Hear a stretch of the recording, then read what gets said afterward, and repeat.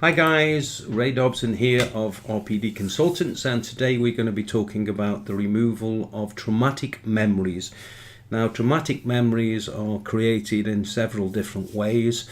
People involved in accidents or violence, service personnel after witnessing road, rail or plane accidents, rape victims or domestic abuse are just a few.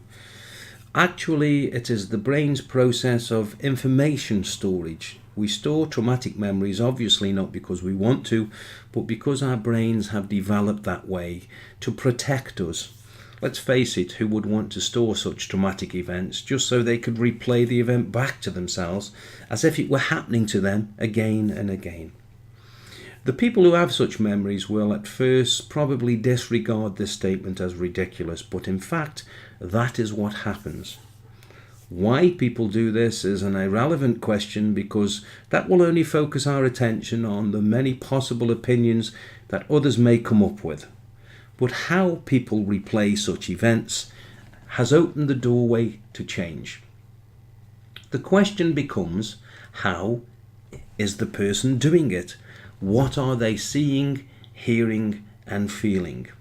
These are the questions that focus our attention on the precise structure of our person's storage and retrieval system is working.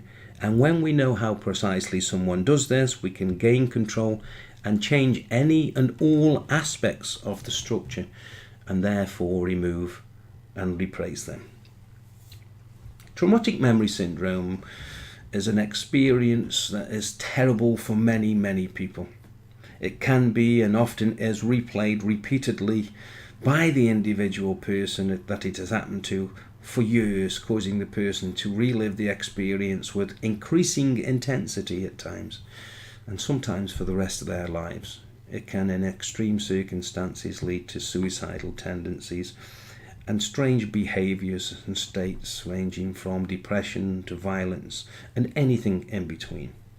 Well, I can teach people how to stop this process of replay and so remove the traumatic memory and its effect. There are many challenges that people have in life, and all have some link to a process that is being run at the unconscious level. At one time, this process was possibly valid as a survival mechanism, but once the event is over, that process becomes invalid, especially at the intensity that it was first recorded in. However, the unconscious mind does not know this, and so it continues to run the process in the same way, and sometimes it becomes more intense. As individuals, we have processes both consciously and unconsciously that allow us to understand the world that we live in. They are as unique as our fingerprints or DNA, so it's needed to be dealt with in that way, individually.